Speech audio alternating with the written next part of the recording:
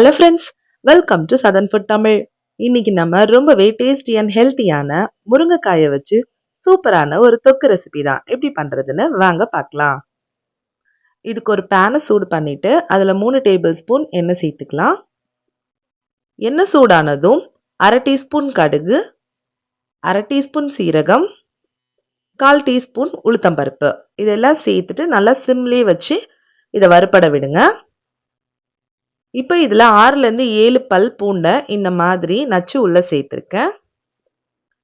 பூண்டோட ஃப்ளேவர் வர வரைக்கும் இதை நம்ம லைட்டாக வறுத்து விட்டுக்கலாம்.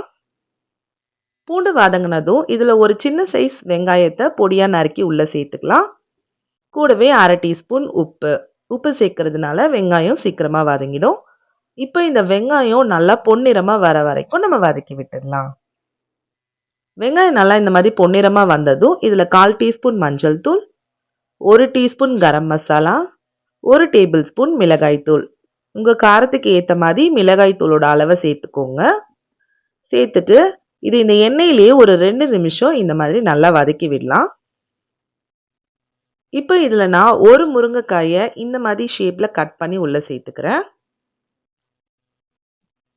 சேர்த்துட்டு நல்லா மிக்ஸ் பண்ணி விடுங்க. இந்த முருங்கைக்காயை இதுலேயே சிம்லேயே இந்த எண்ணெயிலேயே ஒரு 5 நிமிஷம் கைவிடாமல் கிண்டுங்க. இந்த மசாலா ஃப்ளேவர் எல்லாமே நல்லா இதுக்குள்ளே இறங்கும். இந்த எண்ணெயிலேயே வதங்கட்டும். இப்போ ஒரு 5 நிமிஷம் நல்லா வதங்கிடுச்சு.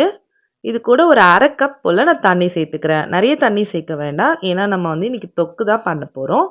அதனால 1/2 கப் தண்ணி சேர்த்துக்கலாம். தண்ணி சேர்த்துட்டு நல்லா இது ஒரு கொதி வர வரைக்கும் நம்ம வெயிட் பண்ணிக்கலாம். ஏன்னா இந்த தண்ணியெல்லாம் நல்லா வத்துற வரைக்கும் நம்ம இதை குக் பண்ண போகிறோம். இந்த ஸ்டேஜில் உப்பு காரெல்லாம் செக் பண்ணிக்கோங்க. இப்போ இது நல்லா கொதி வந்துருச்சு. இதை ஒரு 10லேருந்து 15 நிமிஷம் சிம்மரில் வச்சுருங்க. இப்போ 15 நிமிஷம் ஆயிருக்கு எனக்கு கரெக்டாக. அந்த தண்ணியெல்லாம் நல்லா ட்ரை ஆயிடுச்சு. பாருங்கள் தொக்கு எவ்வளோ சூப்பராக இருக்குன்னு.